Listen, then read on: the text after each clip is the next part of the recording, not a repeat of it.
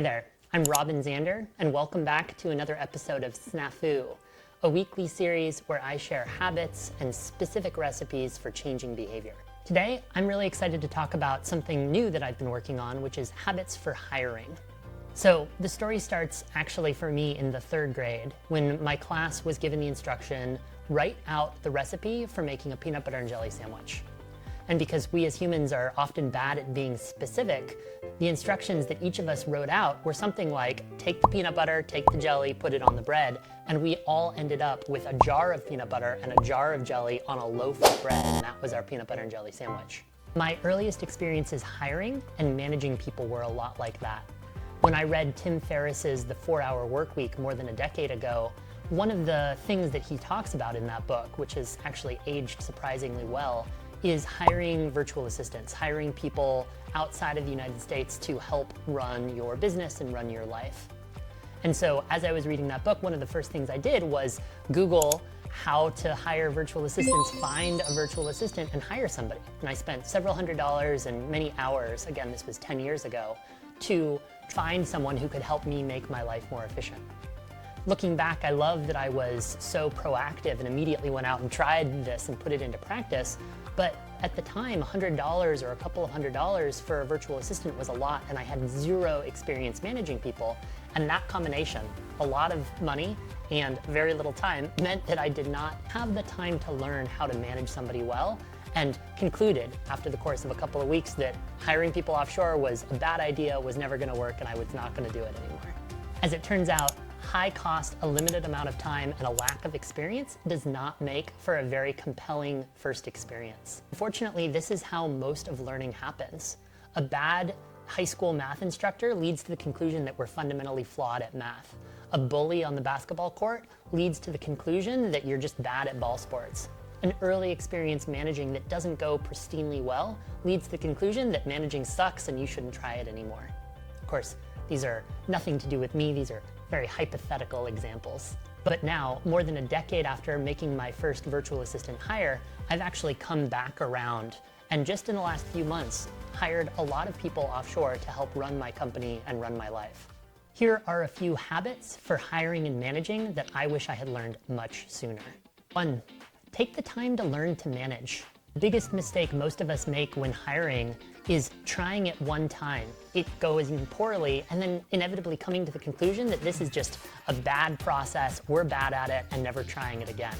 And this is true well outside of hiring too. This is how we live most of our lives. We try something one time, it fails, and then we don't try it again because we blame ourselves, without really realizing that to learn to do something new takes a learning interval. It takes time set aside to learn to do the thing before we attempt it for real. A habit that I suggest you try, if you're hiring somebody new, give yourself a specific period of time, a learning interval, to assess and practice the skills of hiring before making any fundamental conclusion about the success of the endeavor overall. Give yourself the time to learn. Number 2, start with lower stakes. When I first hired my VAs years and years ago, a couple of $100s was a lot at the time. And fortunately, I've had a lot of experience to practice since. And so when I've come back to hiring VAs more recently, I've been able to use what I had learned, but I wish I had learned a lot sooner. And I could have done that by lowering the stakes, decreasing the expectations that I placed on myself, the amount of money that I was investing right away, to give myself that learning opportunity. So anytime you are trying to learn something new, my suggestion is decrease the stakes, make it easier for you to succeed in small ways so that you can try and try and try again. Here's a habit to try. Anytime you are hiring or managing, give yourself a learning budget, a specific set period of time in which to practice the skills before you assess whether they are working and will work long-term for you. Number 3, know what you are hiring for. When I went out to hire virtual assistants just recently, I compiled a social media job description and a project manager job description and a video editor job description. But for example, when I ran those job descriptions by a close friend, my friend looked at them and said, Robin, I would not know how to do these jobs or even exactly what you are asking me to do if you presented me with this job description. I went as far as to create a job description, but I did not make it as simple as I could have. And the habit that I suggest you try is write a job description as if you were writing to a third grader and teaching them how to make a peanut butter and jelly sandwich. Write in very simple language, in bullet points, the specific things that you are asking this person to do. Number 4, expect it not to work at first. When I'm learning a new skill like practicing my handstands or working on a backflip, I expect to fail at least 20% of the time.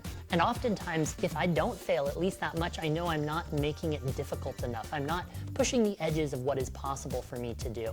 And yet, somehow when it comes to work, I don't give myself the freedom to fail. Any little misstep, any little thing that I say or write that is not perfect, that is not 0% chance of failure, I ding myself. I say that was not good enough. And so my advice when hiring people is give yourself the opportunity to learn. Give yourself the chance to make mistakes. Mistakes happen. Snafus happen as a part of the learning experience. And that's okay. The habit that I suggest you try is anytime you are trying to hire somebody new or manage someone in a new way, lead, or learn anything new, remind yourself that failure is a part of the learning process. Snafus will happen as you go. And as you practice, remind yourself that failure is okay. That is necessary to making progress. And number 5, finally, just begin. I'm a little embarrassed that it's taken me more than a decade to start hiring folks offshore and have a virtual assistant who can help me do things like book my travel. But I'm equally delighted to look back a decade ago and realize that as I was reading Tim Ferriss's The 4-Hour Workweek, I did immediately go out and try to make my first hire. The only way to learn is by getting your reps in, by putting in the practice, by failing, trying and making mistakes, and getting back up and trying again. So the habit that I suggest you try is take one step today, if that is towards managing, hiring, leading, or something else entirely, but take a little step right now, today, in the direction that you want to go. Here are a couple of other things I wish I had known much sooner about hiring virtual assistants. You can pay people between $2 and $10 an hour, which is actually a living wage elsewhere in the world and radically different than the salaries that I expect in San Francisco or New York.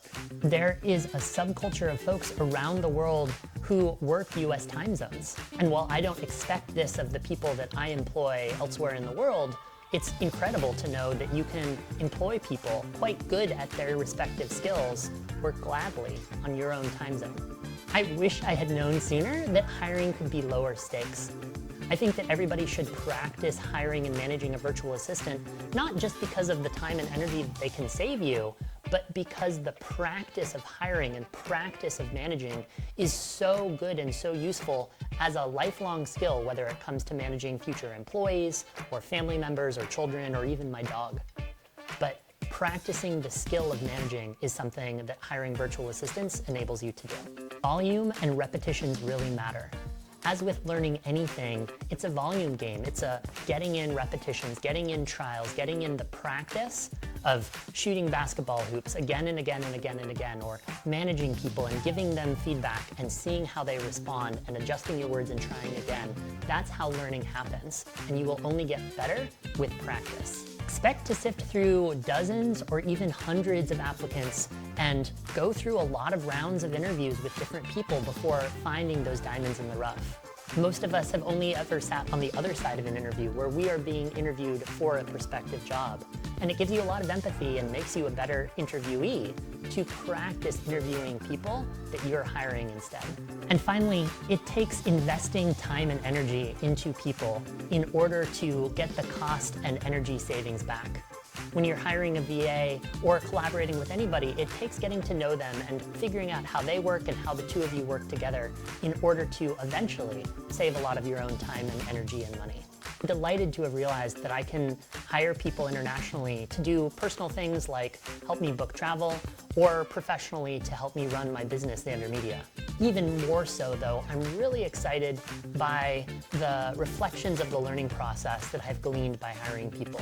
Moreover though, I'm pleased to have yet another opportunity to remember that just because something doesn't work on the first try, doesn't mean that it's not worth coming back to and trying again. It may just be that I haven't broken down the steps into small enough pieces, and the key to going forward may be to just get back up and try again. I hope this helps, and I look forward to seeing you next time. Thanks so much.